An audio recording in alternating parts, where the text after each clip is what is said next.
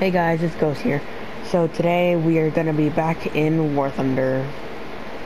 So, you may have noticed that the recording style's been different. Well, that's because I figured out how to record on the PS4. And the past few videos has just been like the video and not my voice included in it. But this time, I figured out how to put my voice and to capture it in the same recording. So let's get into a battle. Now, you also may have noticed that instead of just playing the USA and Germany for the tanks and airplanes, I am also starting to get into the USSR for the boats. I really enjoy playing the boats because in the boats, like I'm so used to playing with tanks which are slow moving, but also having like speed boats and the big destroyers, and it's nice to have something that basically it's not like a cannon. And so, like I can get hit several times in the boats, but I may not die in like the first 3 hits, unlike some tanks. But right now we're gonna start into a random battle for the ground.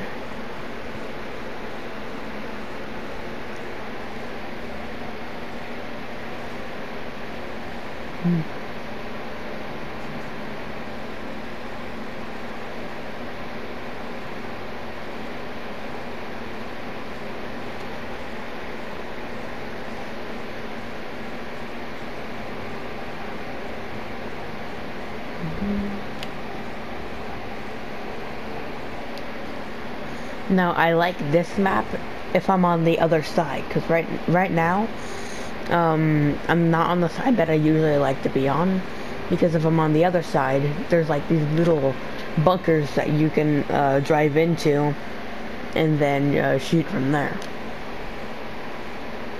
Now, also a good tip for War Thunder, and if you're gonna do for tanks, is to reduce your ammo countage. And you can do that when you're gonna spawn in. I would recommend bringing only about 20 rounds. 20 to 30 rounds is what I usually do, but I do 20 just to be safe. Because if you lower the ammo countage, it's less of a chance of, you know, someone hitting you and then your ammunition burning out or exploding. And that's especially helpful on the Tiger tanks, on the Tiger H1 and the Tiger E, because the ammo, like most of the ammo, is like right up on the sides. So if you get shot on the sides, then you're probably gonna die within like the first hit. Now if you lower that countage down to like 20 shots, it's only stored in like the most armored places in the tank. So it has a very low countage or a percentage of, you know, burning out or exploding.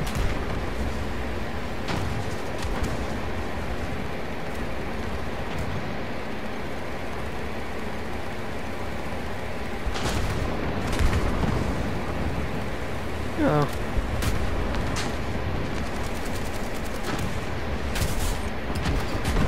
Nice. Yeah, as you've seen, the railroad carts are very penetrable, so don't be afraid to shoot through them if you know where they are.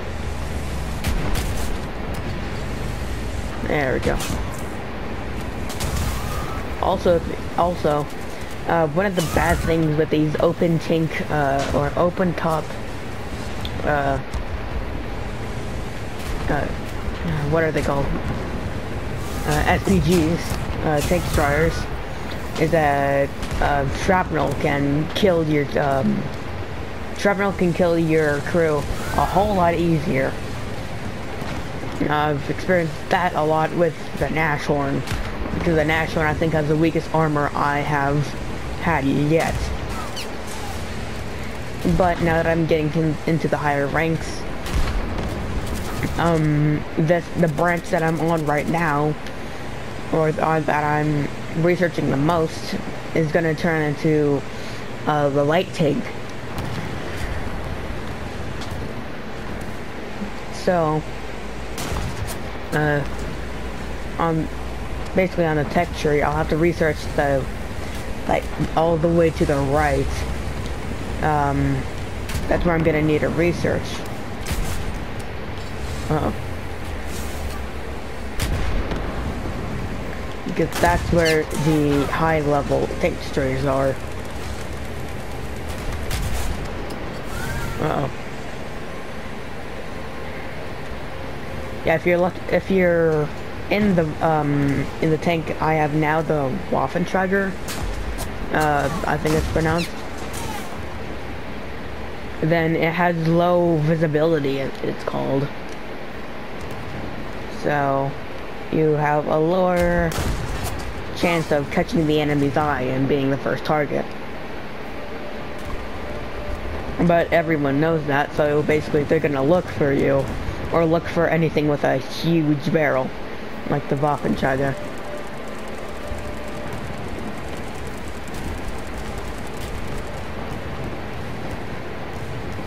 Now, I'm not sure if you can penetrate through a building.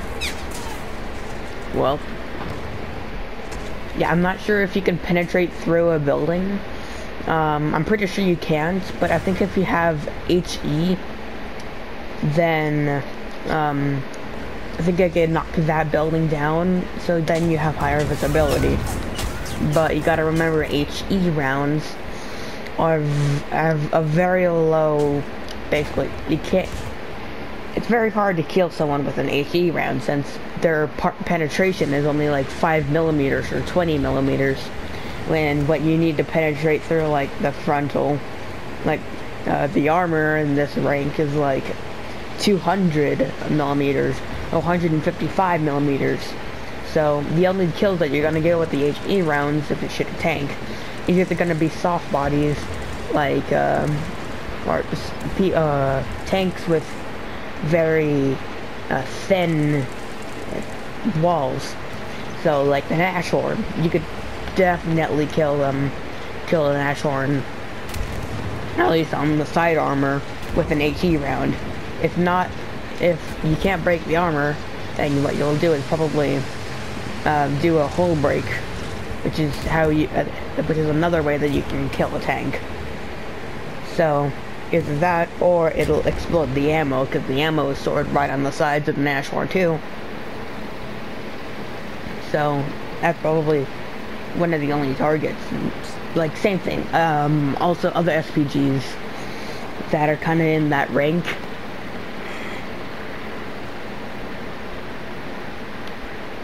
They're probably gonna get killed.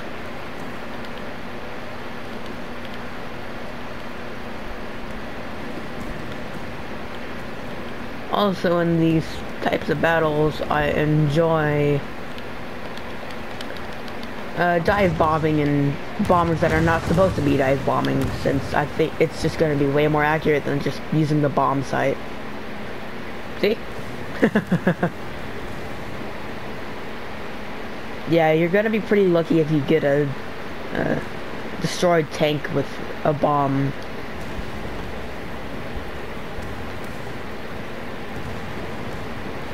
Also, probably a trick that some of you may not know, is that if you basically survive a 30-second period in which you can fly a bomber, fly a fighter, or fly an attack plane, you get a little badge and 300 extra Silver Lions.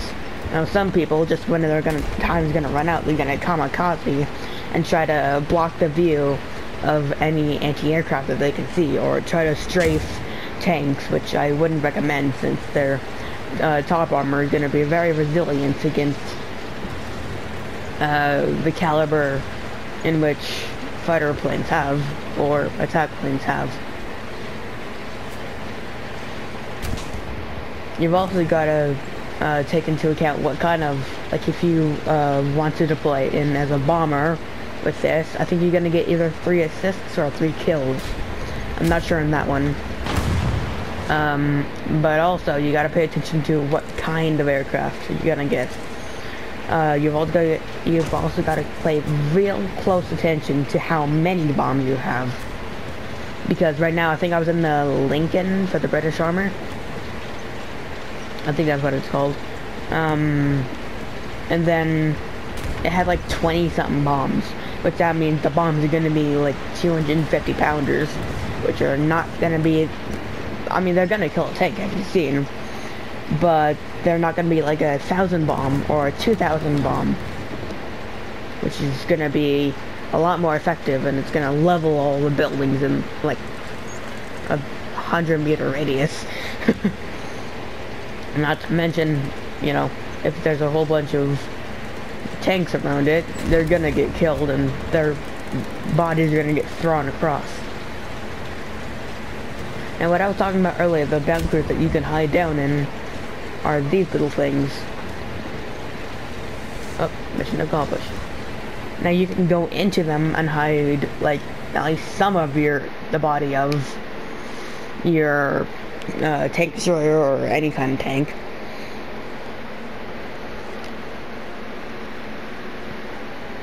But, and that's a big but, because the turret is vulnerable, and so that means that's all they're gonna aim for.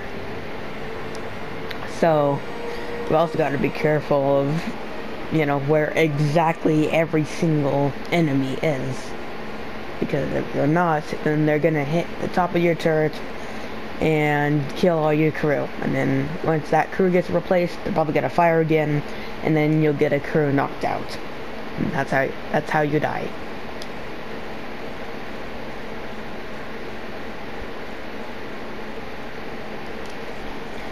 Also, if you didn't know, there are many kinds of ammo in War Thunder.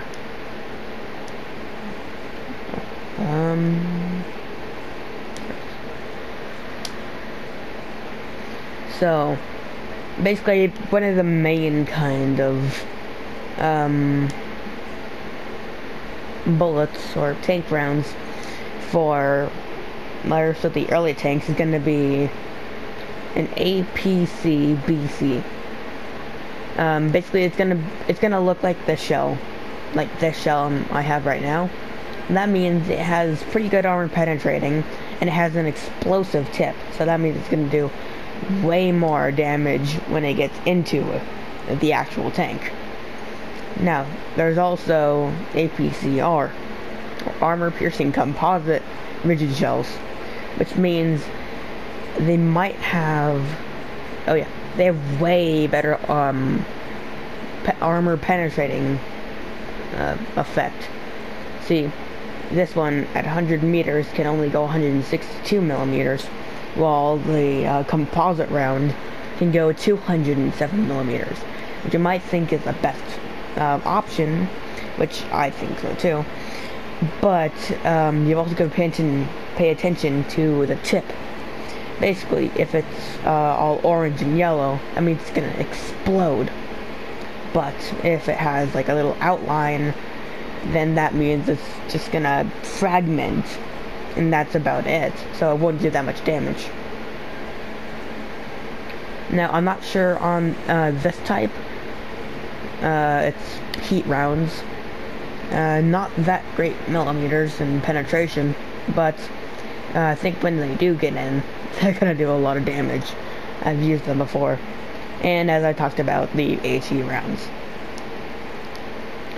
Alright, enough talking about some tanks.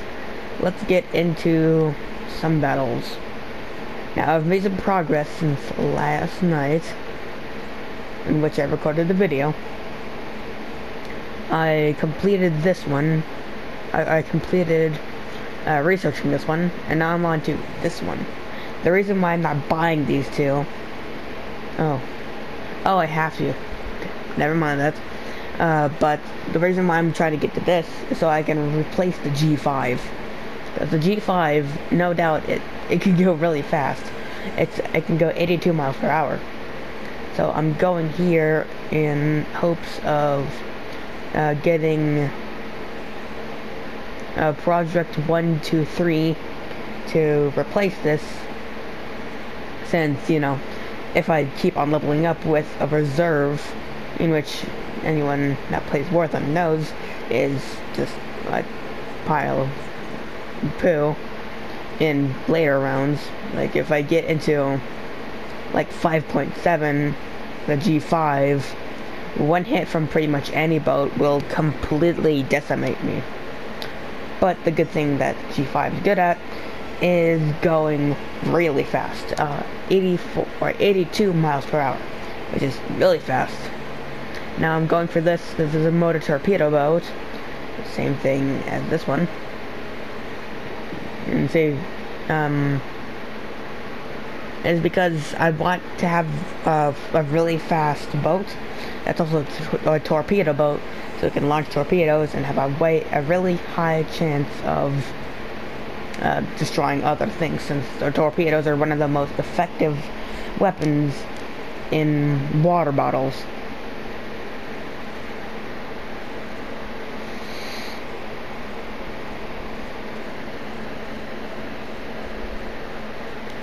And the torpedoes are really effective because, one, as you've seen in other battles,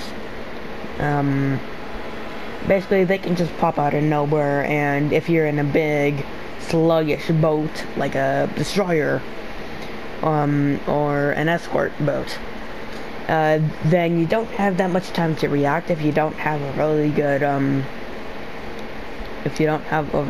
good, torpedo targeting system. But if you upgrade that, then it'll detect it from the torpedoes from farther away, and you'll be able to make a maneuver so that you can, so that you can avoid the torpedo and hopefully not get blown up that instant. But you've also got to remember that these big behemoths of a boat, compared to, you know, the smaller G5s or the smaller motor torpedo boats, is that it's a huge target, and everyone's gonna aim for it because of it. Because if you destroy it, you'll get a lot more silver lions than, say, destroying small motorboats.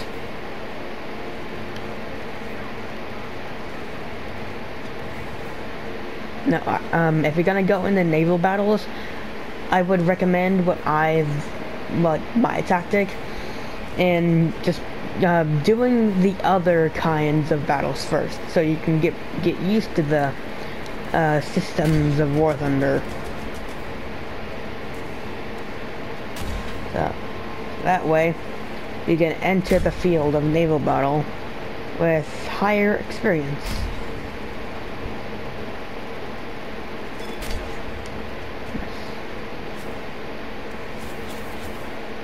Yeah.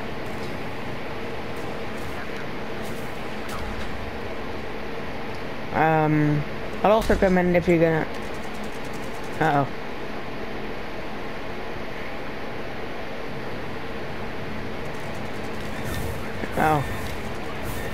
Yeah, once a fire starts on your boat and you're not in cover like this, you're pretty much gonna die.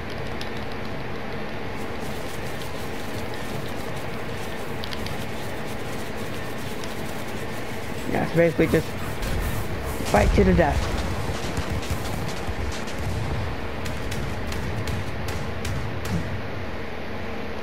I would recommend what I've just done, because as you can see, you're gonna die.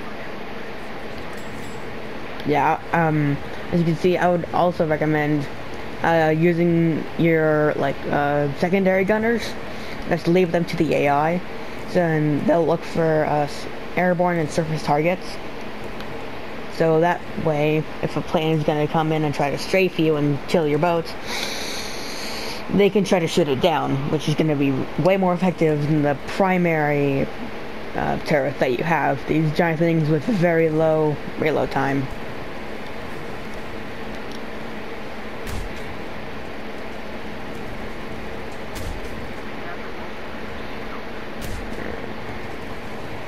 it's extremely hard to aim. If you're new to War Thunder, then it's pretty hard to aim.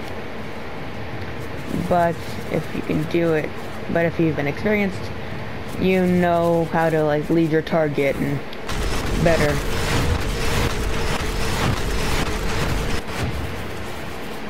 Dang.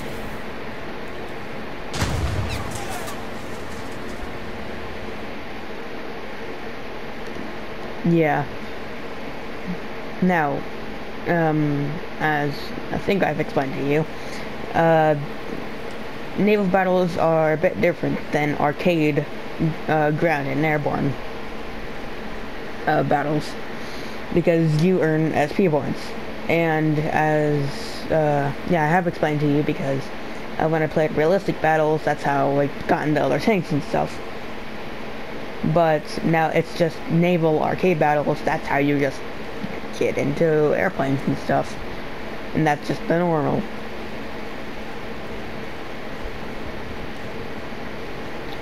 You're also gonna when you're in an airplane and you have the option between rockets and bombs, I would recommend bombs, because bombs are extremely good at killing boats.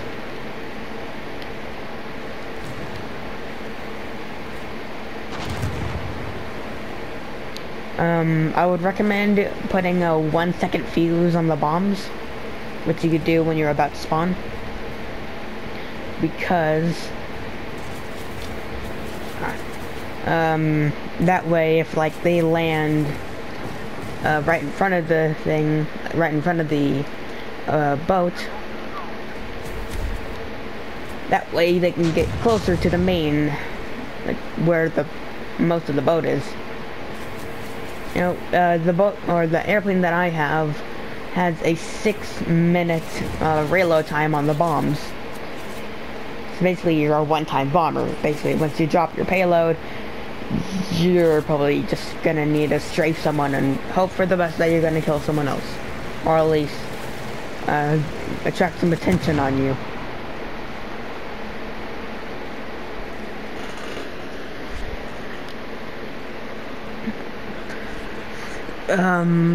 So what I said about basically including like 20 rounds for tanks, don't put that into consideration for naval battles, because naval battles are going to be way different.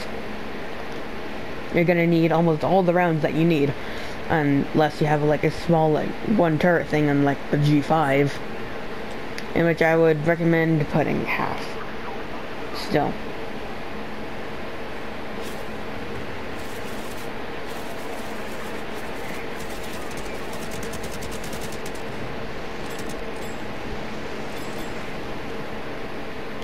If you have the option for a smoke screen in a very fast boat and you're getting fired at, I would totally recommend using it as much as you can once you're in battle, so you can blind other enemies and at the same time try to shield yourself from other enemy fire.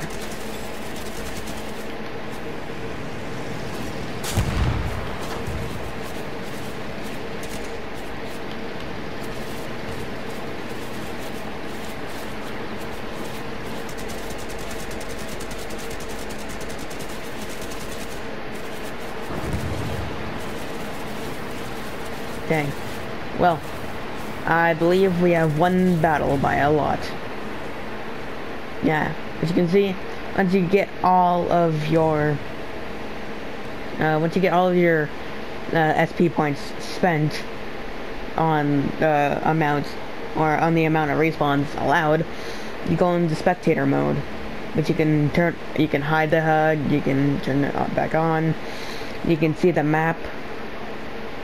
And then, like, you can see the leaderboard in which to see how good you have done.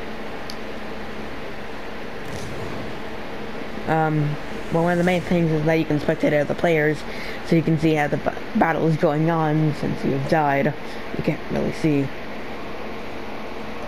what else is going on if you're dead.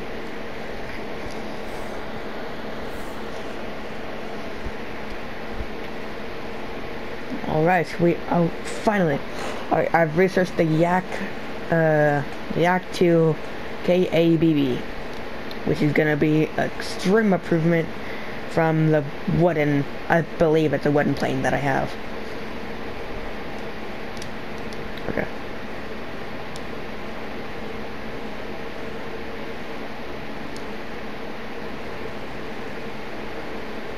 Oh, okay. I don't know what it's saying.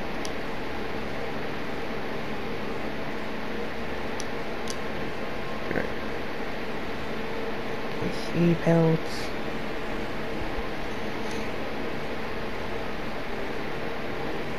Right.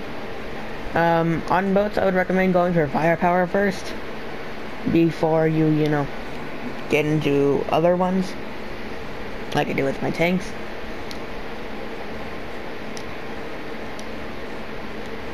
Oh, I've already did that. Alright, let's get the Yak 2 into my armament, because I need a serious upgrade from my I-153. It's gonna be way better. I think it's gonna be way faster. It's gonna be able to hold more bombs. Basically, be way better since you can also see it's up to basically the battle rating is the same as, or close to the same as my other boats. Let's see what kind of modifications it has, or what kind of load it has. It can hold 4, let's see, 100 kilos. Okay, so 100 kilo bombs. It's gonna be fine if it doesn't have a 6-minute reload, like it did with this one. So, basically the next thing that I'm going to try to research, or the kinds of planes I'm going to try to research, is going to be the attack planes,